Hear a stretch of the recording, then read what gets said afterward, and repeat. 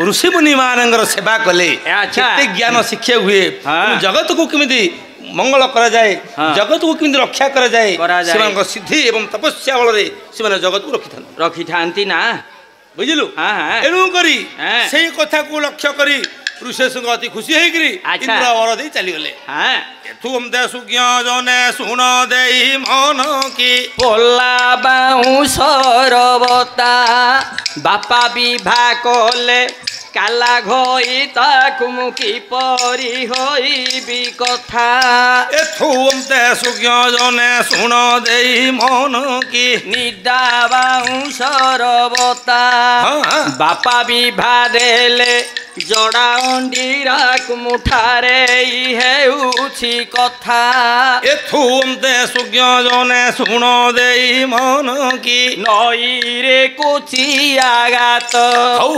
कोचिया बोली मु धरी पकाइली देड़ सासुंकर हाथ तते आउ कि मिलानी कि सेटा का थिला एथुम ते सुज्ञ जने सुन दे मन की बाड़ी पट गछे बेल घड़िए पहड़े हुअंते गेल हे डिबीरे तो नहीं तेल एथुम ते सुज्ञ जने सुन दे मन की आकाशे उड़ीला बाना सरकारंकर नुआ योजना आम देश करी देबे सुना एथुम ते सुज्ञ जने सुन दे मन की आईन कले सरकार केड़े सुंदर रेडियो सेंटर बाजुछि देख आंभर एथुम ते सुज्ञ जने सुन दे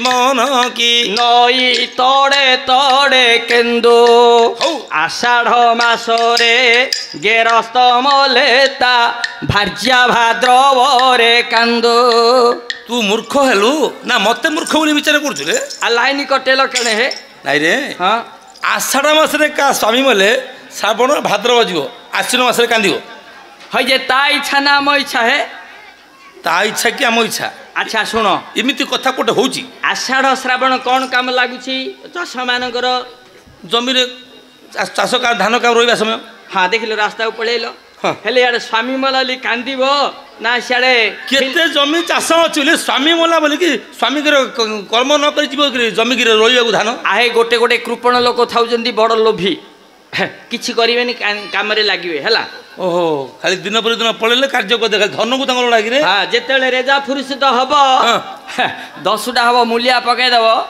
घरे भात डाली तरकारी कौन भल रोषेबास कर समस्ते खाइबे एडे कांदिबे कृष्ण लेगा होलिया करिवे कांदिबो दे की कांदिबो जानिछ ले कांद हले की प्रकार अछि कि रे अछि ना संबलपुरिया कांद ओ संबलपुरिया कि गोटे कांद अछि काहे बोले भाई गीत रे संबलपुरी गीत सुंदर निश्चय कथारे संबलपुरी कथा सुंदर निश्चय ड्रेस रे संबलपुरी ड्रेस सुंदर बढ़िया साड़ी रे संबलपुरी साड़ी सुंदर हाँ आउ पोढ़ो महिषी रे मध्य संबलपुरिया पोढ़ो महिषी सुंदर हाँ हाँ माइकिना रे मध्य संबलपुरिया माइकिना आगे सुंदर अच्छा सते कि रे हाँ केते कथा तू गोचर करछु हाँ अच्छा हेले संबलपुरिया कांद हेले सुंदर किले संबलपुरी कांद रे से गाइला अच्छा अच्छा किंदी गाइला जानिछो अच्छा किमिति गाइला बोले आमर गोटे दासकाटिया सांगड़े थिले हाँ हाँ से मरी गले हाँ हाँ हेले मो पाखु न्यूज पळिआइला अच्छा भाविली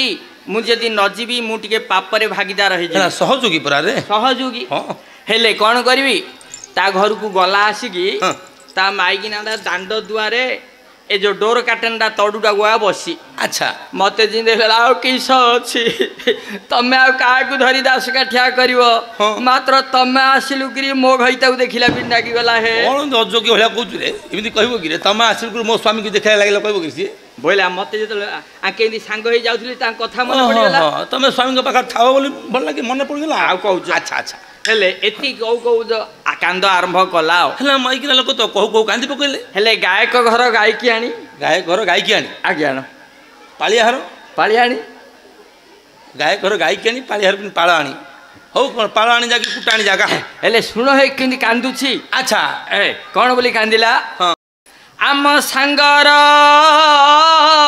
घरणी हे କାନ୍ଦନ୍ତି ଗୁଣ ଗୁଣୀ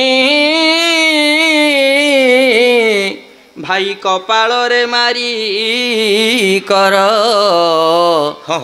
ଆହା ପ୍ରାଣନାଥ ହେ ଏ ମୋତେ କରିଲ ନାଥ ମୋର ଦିନ ହୋଇଲା ଅସର ହେ ମୋର କଳା କୁମୁଟି ମଲ ଉପରକୁ ଟେକି ପାଟି ହେ ମୋର କଳା କୁମୁଟି। କିରେ ମୂର୍ଖ ସେ ଉପରକୁ ଟେକିକିରି ମଲା କି ପକେଇକିରି ମଲା ଇଏ କ'ଣ ଦେଖୁଥିଲା? ତମେ କିଛି ଜାଣୁନ ହେ କ'ଣ ବୋଲେ ଆଗେ ବ୍ରାହ୍ମଣିଆ ଲୋକ ମଲା ମଡ଼ ପାଗ ଗଲେ ପଇତା ମାରା ହେଇଯିବ ତେଣୁ ଯିବେନି। ଆଚ୍ଛା ଆମେ ଓଡ଼ଶୁଦ୍ର ଲୋକ ଯାଉଛୁ ତାକୁ ସବୁ ନେଇ ସବୁ କାମ କରିବୁ ଆଉ। ଆଚ୍ଛା ଆଚ୍ଛା ମରିବାକୁ ଟିକେ ଥିବ ଉତ୍ତରାୟଣ କରି ଶୁଆ ହବ ପାଟିଟା ଉପରକୁ ଟେକି ରହିଥିବ ତରେ କିଏ ନିର୍ମାଲ୍ୟ ଢୁକେଇବେ କିଏ ଅଙ୍ଗୁର ଯୋଶୀ ଖୋଇବେ କିଏ କୋଉଟା ଖୋଇବେ କିଏ ମଧ୍ୟ ସିଙ୍ଗାଣି ଖଙ୍କର ହେଲେ ଖୋଇବେ ହେଲେ ଏମିତି ସବୁ କରନ୍ତି। ତାପରେ କ'ଣ କେମିତି କାନ୍ଦିଲା? ଦ୍ୱିତୀୟ ପଦରେ ତା ସ୍ୱାମୀଙ୍କର ଗୁଣ ବାହୁନି କାନ୍ଦିଲା। କେମିତି ଗୁଣମାନ ସ୍ୱାମୀ? ଆଚ୍ଛା ବାପା କହିଲୁ। ଆହେ ପଖାଳ ଭାତରେ ଘିଅ ନ ପଡ଼ିଲେ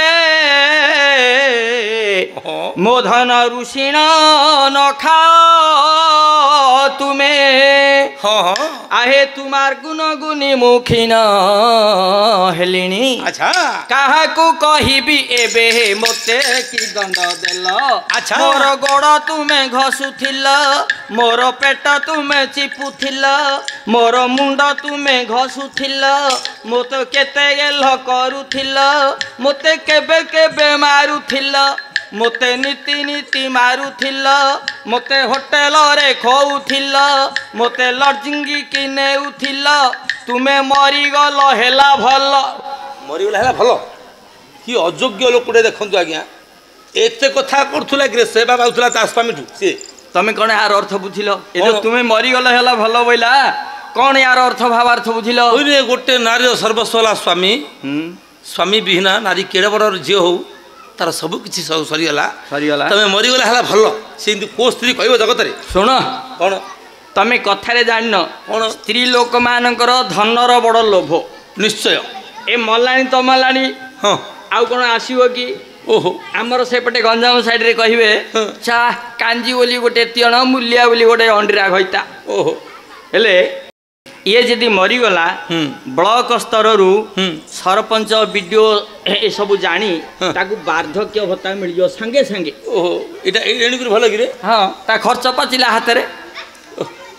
ତୁ ଭଲ କଥା କହୁଛୁ ଏମିତି କି ଅସୁନ୍ଦର କଥାରେ ସେ ଭର୍ତ୍ତା ପାଇବ ବୋଲି ସ୍ୱାମୀ ମରିବା ଦରକାର କିରେ?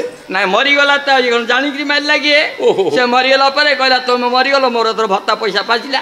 ରହ ଅଲିଆ କଥା ଆଉ କ'ଣ ଅଛି ନା ସରିଲା? ଅଛି ଆହୁରି ଅଛି ତୃତୀୟ ପଦ ଚଞ୍ଚଳ ସାରେ ତାର ରୂପ ବେଶ ବାହୁନି କାନ୍ଦିଲା। ଓ କେମିତି ସୁନ୍ଦରିଆ ଆହେ ଜହ୍ନି ମଞ୍ଜି ପରି ଗୋରା ଗୋମର